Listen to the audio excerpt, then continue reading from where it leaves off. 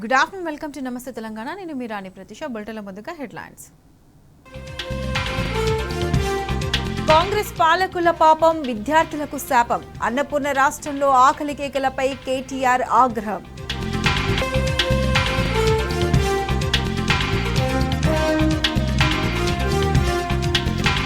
ఉద్యోగులు రోడెక్కుతున్నా ప్రభుత్వానికి చెల్లడం లేదు. 1వ తేదీన ఇస్తామన్న జీతాలు ఏమయ్యాయని హరీష్ రావు ఫైర్.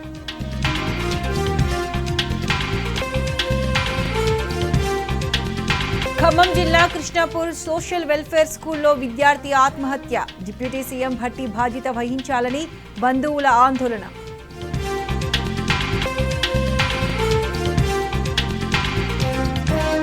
ఢిల్లీలో పూజారులు, గ్రంథీలకు నెలకు 18,000 పథకం. స్వయంగా దరఖాస్తు నింపి ప్రారంభించిన కేజ్రీవాల్.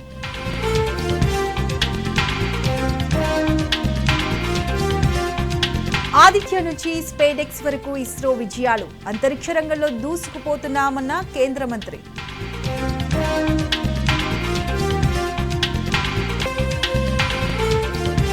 మహాకుంభమేళాకు యూపీలోని ప్రయాగరాజ్లో భారీ ఏర్పాట్లు. ఈ నెల 13 నుంచి త్రివేణి సంగమంలో ఉత్సవాలు.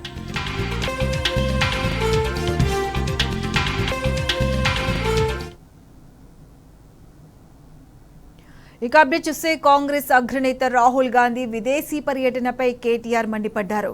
దేశం కోసం సర్వస్వం దారపోసిన నేతలను అవమానపరిచే డిఎన్ఏ కాంగ్రెస్లోనే ఉందని విమర్శించారు. కాంగ్రెస్ అంటేనే మహనీయులను అవమానపరచడం అని ఫైర్ అయ్యారు. మాజీ ప్రధాని మన్మోహన్ సింగ్ మృతితో దేశం మొత్తం విషాదంలో మునిగిపోయిన ఈ సమయంలో రాహుల్ గాంధీ వియత్నాం పర్యటనకు వెళ్లడం ఆశ్చర్యకరంగా ఉందన్నారు.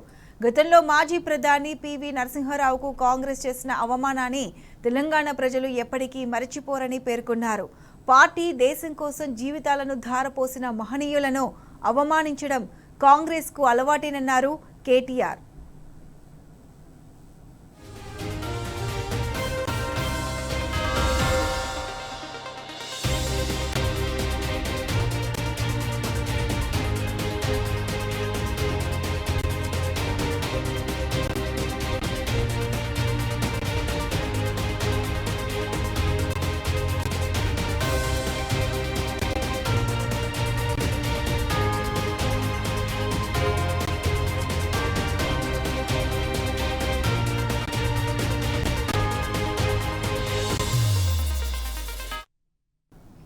ఖమ్మం జిల్లా మధిర కృష్ణాపురం సోషల్ వెల్ఫేర్ కళాశాల ఎదుట ఉద్రిక్తత పరిస్థితి నెలకొంది.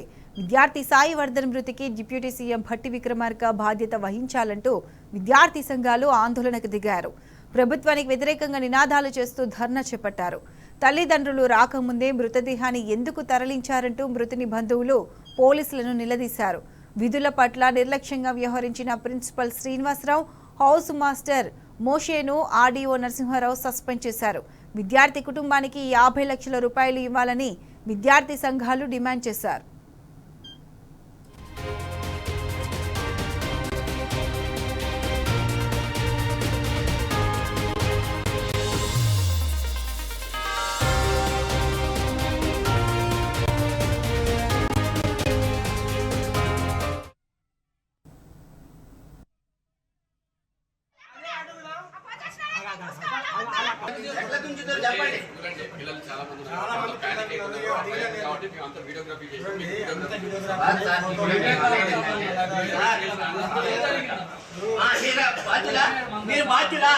మీరు బాధ్యులా అంటున్నా మేము చెప్పినాం కదా సార్, మేము చెప్పినాం కదా. అంటే రాజకీయం లేదు సార్, మా కడుపుదాలు మేము ఉన్నాము, మా కడుపుదాలు మేము ఉన్నాము. దళితులు ఈ రెసిడెన్షియల్ లో ఇలాంటి ఘోరాలు ఈ రోజు రాష్ట్ర వ్యాప్తంగా, అదేవిధంగా మధుర పట్టణంలో, మధుర నియోజకవర్గ కేంద్రంలో ఇలాంటి ఘటనలు ఇది రెండోసారి రాష్ట్ర వ్యాప్తంగా జరుగుతూనే ఉన్నవి. నిన్న కాకమున్న ఈ గురుకులాలని పెద్దపీట వేస్తామని చెప్పినటువంటి ఈ ప్రభుత్వం మెనూ ఛార్జీలని పెంచుతున్నాం, విద్యార్థులకి అనేక రకాలుగా అన్ని రకాల సౌకర్యాలను తీసుకొస్తామని చెప్పినటువంటి గవర్నమెంట్ ఈ రోజు ఇలాంటి ఈ హాస్టల్ బిల్డింగ్ మన మీడియా మిత్రులంతా కూడా వెళ్ళి చూస్తే లోన్ ఎంత ఉందంటే, ఎంత దారుణంగా ఉన్నదంటే ఒక్కసారి పరిశీలన చేస్తే అర్థమవుతున్నది. కాబట్టి ఈ రోజు గురుకులాలని పెద్దపీట వేయటం కాదు, దళితులకి పెద్దపీట వేయటం కాదు, ఇక్కడ గురుకులాల ఉన్నటువంటి దళితులని ఈరోజు ఆత్మహత్య కేంద్రాలుగా మార్చడమే వాళ్ళ లక్ష్యంగా మారింది. పేరెంట్స్ అంతా మీకు గురుకులాల్లో చదవకుండా వెళ్ళిపోవడంకు కారణమయ్యే విధంగా తయారు చేసి తీసుకొచ్చే విధంగా చేస్తున్నారు. కాబట్టి ఎందుకంటే ఇక్కడ అనేక అనుమానాలు సాధిస్తున్నవి, అనేక అసలు లోనికి వెళ్ళి చూస్తే ఫ్యాన్కి యాంగేసుకున్నటువంటిది కానీ అక్కడ అసలు పోలీసులు పర్యవేక్షణ లేకుండా, పేరెంట్స్ పర్యవేక్షణ లేకుండా ఇక్కడ ఆ బాడీని రిమూవ్ చేసి ఉన్న పరంగా ఉటావుటిగా తీసుకెళ్లి మార్చిలో పెట్టమంటే అనేక అనుమానాలకు తావిస్తుంది. కాబట్టి తక్షణమే ఇంత ఘటన జరుగుతున్నా ఆర్సీఓ రాకపోవటము, జిల్లా అధికారులు స్పందించకపోవటము ఇలాంటి అనేక కారణాలు తావిస్తున్నాయి. కాబట్టి తక్షణమే కలెక్టర్ న్యాయ విచారణ చేయాలి, డిప్యూటీ సీఎం బట్టి విక్రమార్క గారు స్పందించాలని చెప్పేసి ఈ వేదికగా మేము డిమాండ్ చేస్తున్నాం. జగిత్యాల కస్తూరిబా గాంధీ బాలికల పాఠశాలల ప్రత్యేక అధికారులను డీఈఓ సోకాష్ నోటీసులు జారీ చేశారు. మలయాళ, కోరుట్ల, ధర్మపురి మండలాల్లోని కస్తూరిబా ప్రత్యేక అధికారులకు నోటీసులు వచ్చాయి. గత 22 రోజులుగా టీచింగ్, నాన్ టీచింగ్, సాఫ్ట్ నిరవధిక సమ్మె చేస్తున్నారు. ప్రత్యామ్నాయంగా ఇతర ఉపాధ్యాయులను జిల్లా విద్యాశాఖ అధికారులు సర్దుబాటు చేశారు. వేరే ఉపాధ్యాయులు వద్దంటూ విద్యార్థులు లోనికి రాకుండా అడ్డుకున్నారు. ప్రత్యామ్నాయ ఉపాధ్యాయులను అడ్డుకున్నందుకు బాధ్యులుగా ఉపాధ్యాయులకు నోటీసులు జారీ చేశారు. 4 రోజుల్లో సమాధానం ఇవ్వాలని డీఈఓ రాము ఆదేశించారు. వివరణ ఇవ్వని పక్షంలో శాఖపరమైన చర్యలు తీసుకుంటామని హెచ్చరించారు.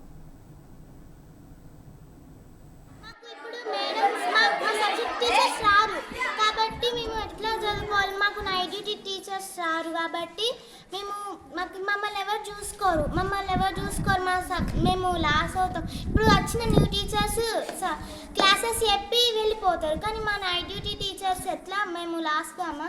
మేము ఎక్కడైనా కింద పడ్డా మాకేమైనా అయినా కానీ మేడమ్సే చూసుకుంటారు. కాబట్టి మా టీచర్స్ మాకు కావాలి. అలాగే ఇంకా మా టీచర్స్ గురించి మా టీచర్స్కే తెలుసు, అంటే మా ఆంటీలకు కూడా తెలుసు. మా ఆంటీలు కూడా మమ్మల్ని మంచిగా చూసుకుంటారు, మాకు కావాల్సినది అంతా చేసి పెడతారు, మా హెల్త్ని కూడా చూసుకుంటారు. అందుకని మా ఆంటీస్ మా టీచర్స్ మాకే కావాలి, అందుకని స్ట్రైక్ పెడుతున్నాం. అలవికాని హామీలతో గద్దెనెక్కిన రేవంత్ సర్కార్ అవ్వాతాతలపై పగబట్టింది. 4000 పెన్షన్ ఇస్తామంటూ జూటా మాటలు చెప్పి పెద్ద మనుషులను కూడా నిర్దాక్షిణ్యంగా మోసం చేసింది. 4000 మాట దేవుడెరుగు, 2000 పెన్షన్ని కూడా ఇవ్వకుండా వృద్ధుల ఉసురు పోసుకుంటుంది. దీంతో రేవంత్ పాలనలో పింఛనో రామచంద్ర అంటూ అవ్వాతాతలు రోడెక్కాల్సిన దుస్థితి దాపురించింది. రాష్ట్రంలో కాంగ్రెస్ ప్రభుత్వం అధికారం చేపట్టి ఏడాది దాటిపోయింది. 2023 డిసెంబర్ పోయింది, 2024 డిసెంబర్ కూడా వెళ్లిపోతుంది. పింఛన్ పెరిగింది లేదు, లబ్ధిదారుల ఖాతాల్లో 4000 పడ్డది లేదు. దీంతో ఎన్నికల హామీని తీర్చారంటూ పింఛన్దారులు రోడ్డెక్కుతున్నారు. రాష్ట్ర వ్యాప్తంగా నిత్యం ఏదో ఒక చోట ఆందోళనకు దిగుతున్నారు. కాంగ్రెస్ పార్టీ 6 గ్యారంటీల్లో భాగంగా అభయహస్తం మేనిఫెస్టోలోని చేయూత కింద పింఛన్లు పెంచుతామని హామీ ఇచ్చింది. అధికారంలోకి వచ్చిన 100 రోజుల్లోనే 44.70 లక్షల మంది లబ్ధిదారుల పింఛన్లు పెంచుతామని, దరఖాస్తు చేసుకున్న మరో 10 లక్షల మందికి పింఛన్లు మంజూరు చేస్తామని వాగ్దానం చేసింది. వృద్ధులు, ఒంటరి మహిళలు, బీడీ కార్మికులు, డయాలసిస్ పేషెంట్లు, బోధకాలు బాధితులకు ఇచ్చే 2000 పింఛన్ను 4000, దివ్యాంగులకిచ్చే 4000 పింఛన్ను 6000 చేస్తామని చెప్పింది. కానీ ఏడాది దాటినా కార్యరూపం దాల్చలేదు. ప్రజాపాలన విజయోత్సవాల సందర్భంగానైనా స్పష్టమైన ప్రకటన వస్తుందనుకున్న నిరాశ ఎదురైంది.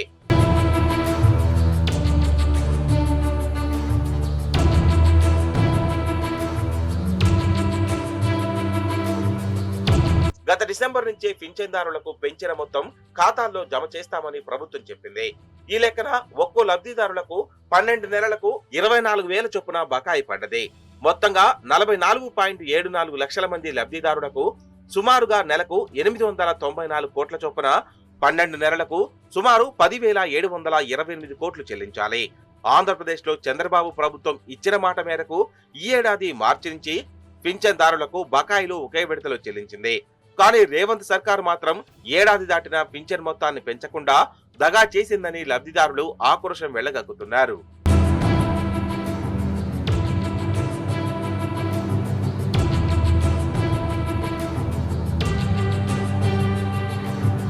ప్రభుత్వం ఇచ్చిన హామీని నెరవేర్చకపోవడంతో పింఛన్ లబ్ధిదారులు ఆందోళన బాట పడుతున్నారు. పలుమార్లు హైదరాబాద్లోని ప్రజాభవన్లోను, జిల్లా కేంద్రాల్లో నిర్వహించిన ప్రజావాణిలోనూ వినతి పత్రాలు అందజేశారు. పింఛన్ పెంచాలని దివ్యాంగుల హక్కుల పోరాట సమితి నాయకులు అధికారుల దృష్టికి తీసుకెళ్లారు. అయినప్పటికీ ప్రభుత్వం స్పందించకపోవడంతో రోడ్డెక్కుతున్నారు. అక్టోబర్ 29న వృద్ధులు, దివ్యాంగులు జగిత్యాల కలెక్టరేట్ లో నిర్వహించిన ప్రజావాణిలో కలెక్టర్కు వినతి పత్రం అందజేసిన తర్వాత నిరసనకు దిగారు. నవంబర్ 15న ఇందిరా పార్క్ వద్ద దివ్యాంగుల హక్కుల వేదిక ఆధ్వర్యంలో ధర్నా చేశారు. నవంబర్ 22న మంచిర్యాల ఐబీ చౌరస్తాలో అంబేద్కర్ విగ్రహం ఎదుట దివ్యాంగులు నల్ల బ్యాడ్జీలు ధరించి ధర్నా చేశారు. నవంబర్ 25న నారాయణపేట జిల్లా ధన్వాడ మండల కేంద్రంలో వృద్ధులు ఆందోళనకు దిగారు. తాజాగా జనగామ జిల్లా దేవరొప్పల మండలం సీతారాంపురం గ్రామానికి చెందిన లబ్ధిదారులు మాజీ మంత్రి ఎర్రబెల్లి దయాకర్ రావును కలిసి బాధలు వెళ్లగక్కారు. పింఛన్ పెంచుతామంటేనే చేతి గుర్తుకు ఓటేసి మోసపోయామని ఆవేదన వ్యక్తం చేశారు. వచ్చే సర్పంచ్ ఎన్నికల్లో ఆ పార్టీకి బుద్ధి చెప్తామని హెచ్చరించారు.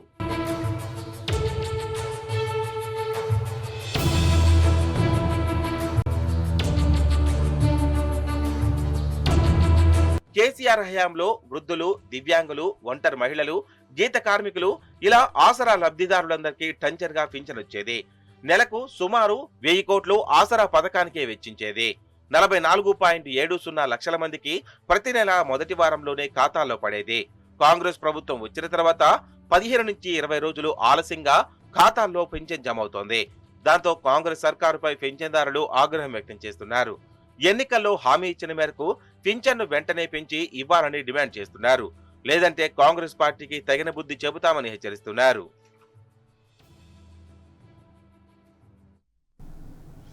ఇచ్చిన పరిహారం తీసుకోండి, భూములన్నీ ప్రభుత్వానికి ఇచ్చేయండి. కాదు కూడదంటే భూములన్నీ లాక్కుంటాం, తర్వాత పైసా కూడా రాదు.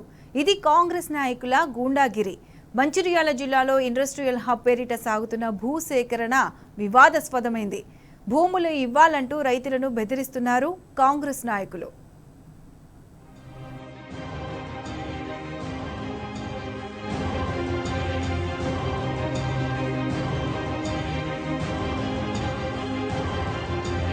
కాంగ్రెస్ ప్రభుత్వం అధికారంలోకి వచ్చాక పేదోడి భూమికి రక్షణ లేకుండా పోయింది. సర్కార్ ఎప్పుడొచ్చి భూములు గుంజుకుంటుందోనన్న భయం బడుగు జీవులను వెంటాడుతుంది. మంచిర్యాల జిల్లా హాజీపూర్ మండలంలో భూముల సేకరణ వివాదాస్పదంగా మారింది. వేంపల్లి, ముల్కల్లా, పోచంపాడు గ్రామాల్లో ఇండస్ట్రియల్ పార్క్ పేరిట 295 ఎకరాల భూ సేకరణపై వివాదం రాజుకుంది. నోటిఫికేషన్ ఇవ్వకుండానే కాంగ్రెస్ పార్టీకి చెందిన మండల స్థాయి నాయకులు రైతుల దగ్గర నుంచి బలవంతంగా సంతకాలు తీసుకుంటున్నారు. ప్రభుత్వ అధికారులు చేయాల్సిన పనులు కాంగ్రెస్ నేతలు చేయడంపై విమర్శలు వెలువెత్తుతున్నాయి.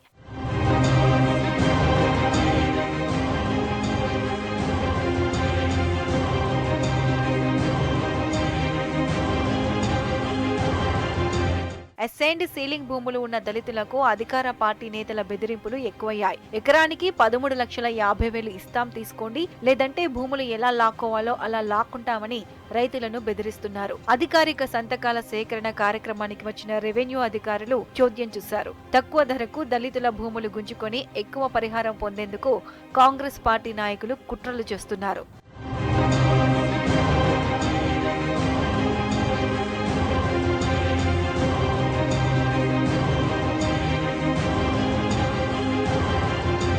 మంచిర్యాల శివారులో ఇండస్ట్రియల్ హబ్ ఐటీ పార్క్ ఏర్పాటు కోసం సేకరిస్తున్న భూములకు ఎకరానికి 13.50 లక్షల పరిహారం మాత్రమే ప్రకటించారు అధికారులు. 180 గజాల ప్లాటు, ఇందిరమ్మ ఇంటితో పాటు కుటుంబంలో ఒకరికి జాబ్ ఇస్తామని చెప్తున్నారు. అయితే జిల్లా కేంద్రానికి కూతవేటు దూరంలో ఉన్నప్పటికీ అసైన్డ్ భూములంటూ పరిహారం తక్కువగా నిర్ణయించారని రైతులు ఆవేదన వ్యక్తం చేస్తున్నారు. ఈ ప్రాంతంలో పట్టా భూములకు మార్కెట్ రేట్ ఎకరానికి 50 లక్షల పైనే పలుకుతుంది. దీంతో పట్టా భూములతో సమానంగా పరిహారం చెల్లించాలని రైతులు కోరుతున్నారు. గత ప్రభుత్వం 2009 కాంగ్రెస్ ప్రభుత్వం ఉన్నప్పుడు ఉమ్మడి ఆంధ్రప్రదేశ్ రాష్ట్రంలో అప్పటి ఆయన సీఎం అయిన రాజశేఖర రెడ్డి గారి సీఎంలో ఎస్సీ మాల అండ్ మళ్ళా ఎస్సీ మాదిగా సోదరిమణులకు కొంతమందికి 25 గుంటలు, మరికొంతమందికి 20 గుంటలు చొప్పున ఆనాటి ప్రభుత్వం వీళ్ళకి ఏమీ లేదు, ఎటువంటి ఆధారం లేదు, జీవనోపాధి లేని ఉద్దేశంతో అప్పుడు ఈ యొక్క మాకు ల్యాండ్ అసైన్డ్ భూమి కింద ఇవ్వడం జరిగింది. ఇది అప్పటి 2009 నుండి మేము ఇప్పటి 2024 వరకు కూడా సాగు చేస్తూ జీవన ఉపాధి కొనసాగించుకుంటూ వస్తున్నాము.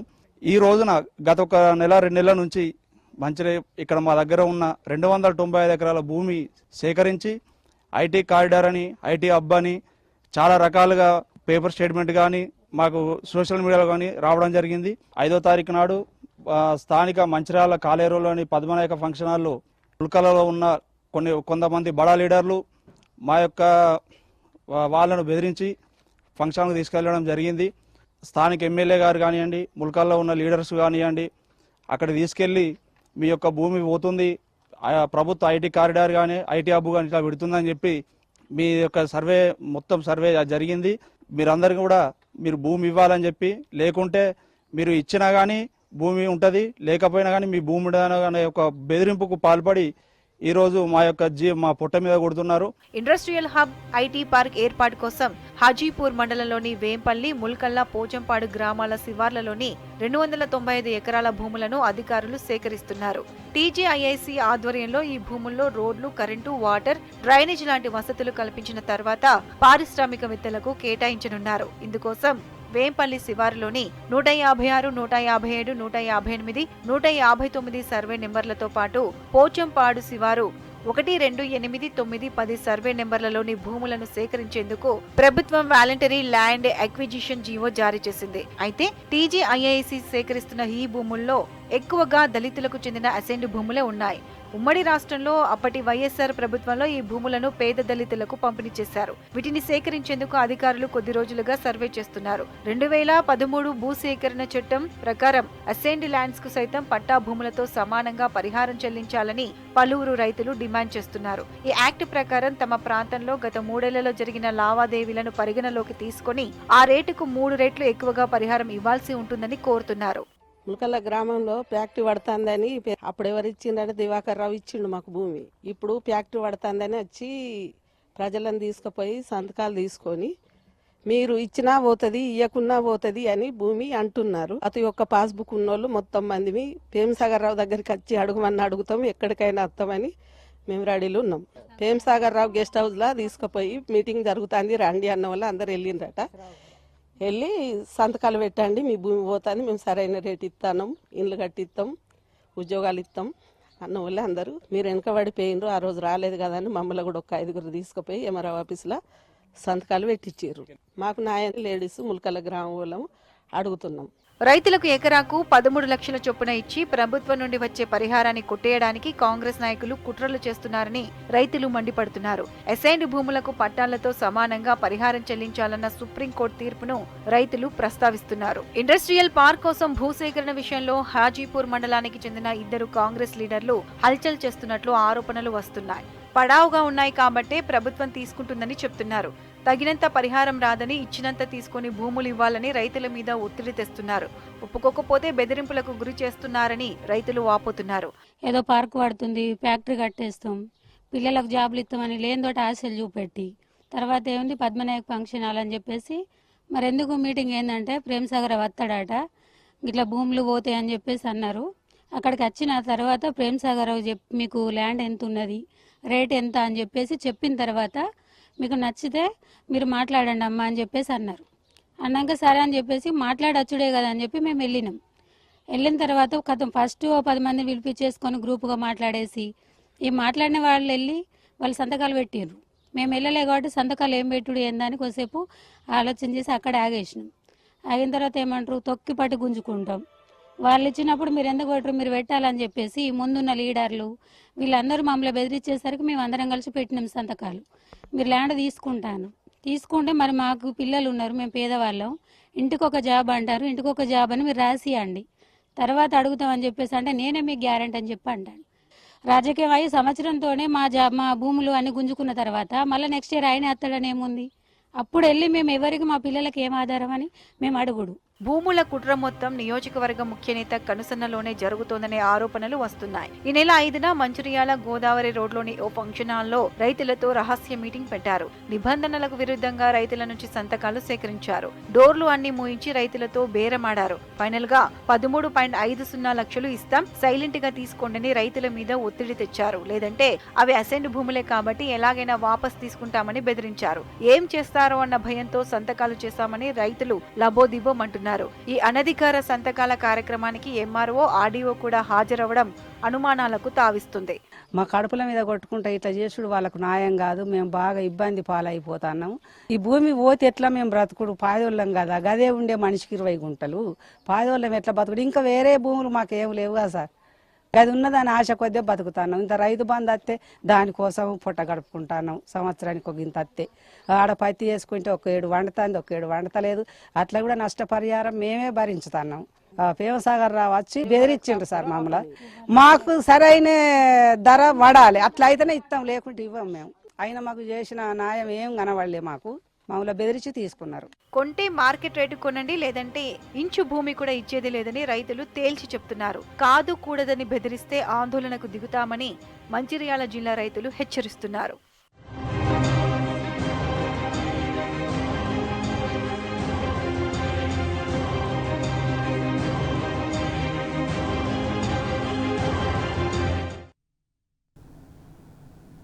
తిరుమలలో తెలంగాణ ఎమ్మెల్యే ఎమ్మెల్సీ సిఫార్సు లేఖలపై దర్శనాలకు సీఎం చంద్రబాబు గ్రీన్ సిగ్నల్ ఇచ్చారన్నారు ఎమ్మెల్యే మాధవరం కృష్ణారావు. శ్రీవారి దర్శనానికి తెలంగాణ ప్రజాప్రతినిధుల సిఫార్సు లేఖలు ఆమోదించడం అభినందనీయమని అన్నారు. ఈ సందర్భంగా ఏపీ సీఎం చంద్రబాబు నాయుడికి టీటీడీ చైర్మన్ బీఆర్ నాయుడికి కృతజ్ఞతలు తెలిపారు.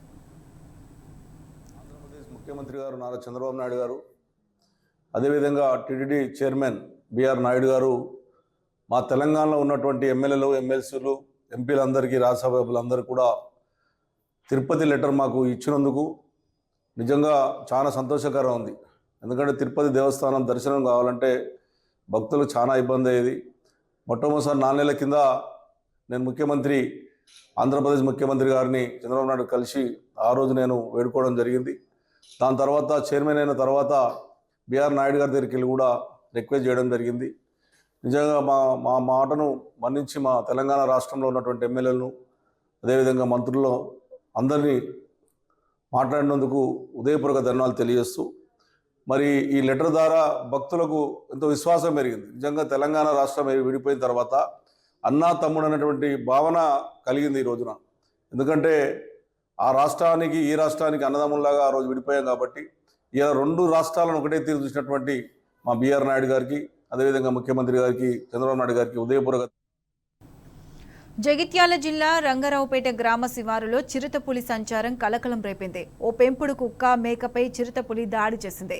గ్రామస్తుల సమాచారంతో ఘటనా స్థలానికి చేరుకున్న అటవీశాఖ అధికారులకు చిరుత ఆనవాలను గుర్తించారు. కమ్మర్పల్లి అటవీ ప్రాంతం నుండి చిరుతపల్లి వచ్చినట్లు అటవీశాఖ అధికారులు అనుమానిస్తున్నారు. చిరుతపులి సంచరిస్తుండటంతో స్థానిక ప్రజలు ఆందోళన వ్యక్తం చేస్తున్నారు. ప్రజలు అప్రమత్తంగా ఉండాలని అధికారులు సూచించారు. ఇక్కడ మా మక్క పంట వేసినాం. ఇక్కడ వేముల సుభాష్ అనే తోటది వాళ్ళది కౌలుకి వేసుకున్నాం. ఇక్కడ కౌలుకి వేస్తే ఇక్కడ 2 కుక్కర్లు కట్టేసినాము. ఒకటి కట్టేసింది ఉంటుంది, ఒకటి మొత్తానే విడిచిపెట్టింది ఉంటుంది. నేను రాత్రి అదే కావాలి కోసం అని చెప్పేసి పటాకు ముట్టిద్దాం, బాంబు ముట్టిద్దాం అని చెప్పేసి రాత్రి వచ్చేసరికి అప్పటికే 11:12 టైంలో, ఆ టైం సుమారులో అప్పటికే కుక్కని తినడం జరిగింది. మళ్ళీ తిన్న దగ్గరికి వెళ్ళి మళ్ళీ మార్నింగ్ వచ్చి చూసేసరికి అక్కడ కాకుండా ఇంకో ప్లేస్లో మళ్ళీ పడి ఉన్నది. అంటే అప్పటికే తినేసి పటాక్ సౌండ్ని పారిపోయి మళ్ళీ నేను ఇంటికి వెళ్ళిన తర్వాత మళ్ళీ వచ్చి మళ్ళీ తినడం జరిగింది. మళ్ళీ ఇంకోటి ఏంటిదంటే నిన్న మిగిలిన భాగం అనేది ఈరోజు పొద్దున చూసేసరికి మిగిలిన భాగం కూడా లేకుండా పోవడం జరిగింది. మళ్ళీ రావడం జరిగింది చిరుత అనేది. నిర్మల్ జిల్లా దిలావల్పూర్ మండలం బైంసా నిర్మల్ జాతీయ రహదారిపై చిరుత సంచారం కలకలం రేపింది. కాల్వ శ్రీ లక్ష్మీ నరసింహస్వామి ఆలయ సమీపంలో చిరుత కనిపించింది. దీంతో చిరుతను ప్రయాణికులు మొబైల్ ఫోన్లలో చిత్రీకరించారు. అటువైపుగా వెళ్లే రైతులు, ప్రయాణికులు జాగ్రత్తగా ఉండాలని దిలావల్పూర్ పోలీసులు సూచించారు. CM versus lieutenant governor dialogues వారితో ఢిల్లీ పాలిటిక్స్ మరోసారి వేడెక్కాయి. ఢిల్లీ ముఖ్యమంత్రి అతీషీని టెంపరరీ సీఎంగా అభివర్ణించిన కేజ్రీవాల్ తీరుపై ఆగ్రహం వ్యక్తం చేశారు ఎల్జీ. కేజ్రీవాల్ ప్రజాస్వామిక స్ఫూర్తిని, రాజ్యాంగాన్ని అవమానపరిచారని విమర్శించారు. ఈ మేరకు అతిషీకి లేఖ రాశారు. అయితే సక్సేనా రాసిన లేఖకు కౌంటర్ ఇచ్చారు ఢిల్లీ సీఎం. గవర్నర్ చిల్లర రాజకీయాలను పక్కన పెట్టి నగరాభివృద్ధిపై దృష్టి పెట్టాలని సూచించారు.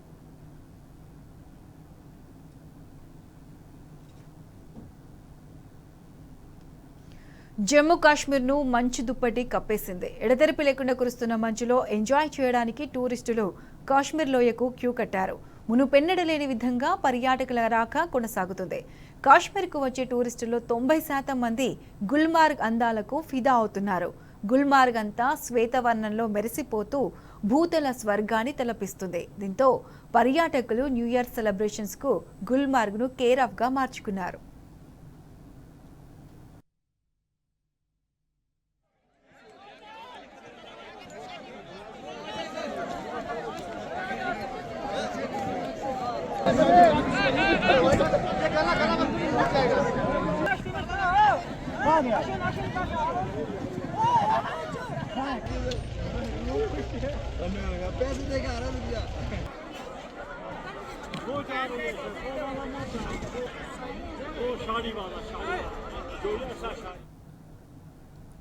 అమెరికా ట్రెజరీ డిపార్ట్మెంట్ పై చైనా సైబర్ దాడులకు పాల్పడింది. వర్క్ స్టేషన్లు, కీలక ఫైల్స్ పై హ్యాకర్స్ దాడులు చేసినట్లు వాషింగ్టన్ పేర్కొంది. Third party cyber security service provider పాస్వర్డ్ను హ్యాక్ చేసి వర్క్ స్టేషన్లో కీలకమైన పత్రాలను దొంగిలించేందుకు ప్రయత్నించినట్లు తెలిపింది. అయితే బీజింగ్ ఎంబసీ ఈ ఆరోపణలను ఖండించింది. అమెరికా నిరాధార ఆరోపణలను వ్యతిరేకిస్తున్నట్లు వెల్లడించింది. మరోవైపు సైబర్ దాడిపై ట్రెజరీ శాఖకు థర్డ్ పార్టీ సైబర్ సెక్యూరిటీ సేవలు అందిస్తున్న బియాండ్ ట్రస్ట్ సైతం ఈ సైబర్ దాడిపై స్పందించలేదు.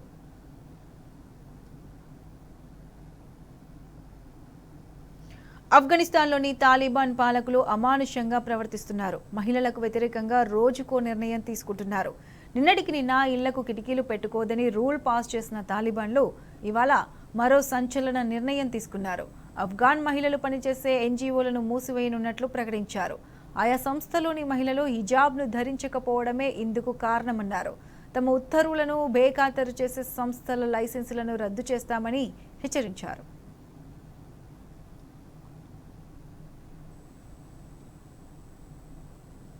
ఇండియన్ నర్స్ నిమిషా ప్రియాకు యెమెన్లో మరణశిక్ష ఖరారైంది. ఓ హత్యా నేరంలో ఆరోపణలు ఎదుర్కొంటున్న ఈ కేరళ నర్సుకు Yemen president Rashad Al death penalty విధించారు. 2017 నుంచి అక్కడ జైలు మగ్గుతున్న ఆమెకు కొన్ని నెలల్లోనే శిక్షను అమలు చేయనున్నట్లు తెలుస్తుంది. ఈ నేపథ్యంలో నిమిషాను విడిపించేందుకు కృషి చేస్తున్నట్లు తెలిపింది విదేశాంగ శాఖ. ఈ విషయంలో బాధిత కుటుంబానికి పూర్తి సహాయ సహకారాలు అందిస్తామని పేర్కొంది. కాగా యెమెన్లో మెడికల్ కౌన్సిల్ సెంటర్ నిర్వహించే నిమిషా 2017లో ఆమె వ్యాపార భాగస్వామి వేధింపులు భరించలేక అతన్ని అంతమొందించింది. ఆ కేసులో అప్పటి నుంచి శిక్ష అనుభవిస్తుంది.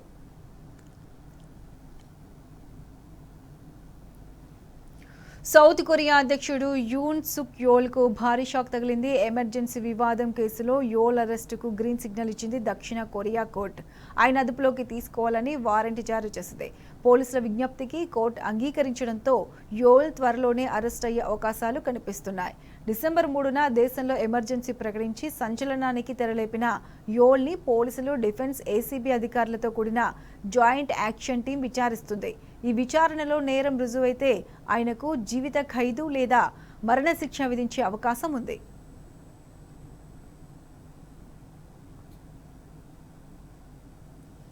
ప్రపంచ జనాభా సరికొత్త చరిత్ర సృష్టించనుంది. ఈ ఏడాది 71 మిలియన్లకు పైగా పెరిగిన వరల్డ్ పాపులేషన్ రేపటి నాటికి 809 కోట్లకు చేరనుంది. అయితే 2023తో పోలిస్తే 2024లో జనాభా పెరుగుదల స్వల్పంగా తగ్గినట్టు తెలిపింది అమెరికా సెన్సస్ బ్యూరో నివేదిక.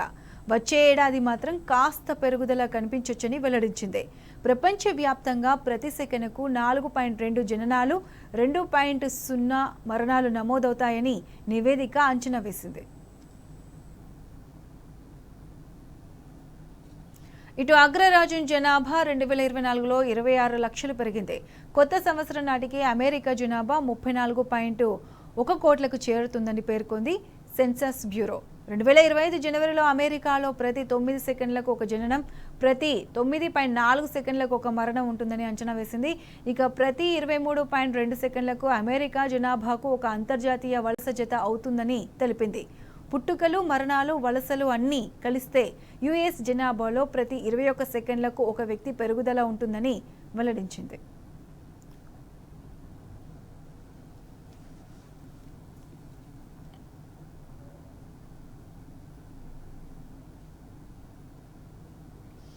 ఇవి bulletin updates. Keep watching tea news.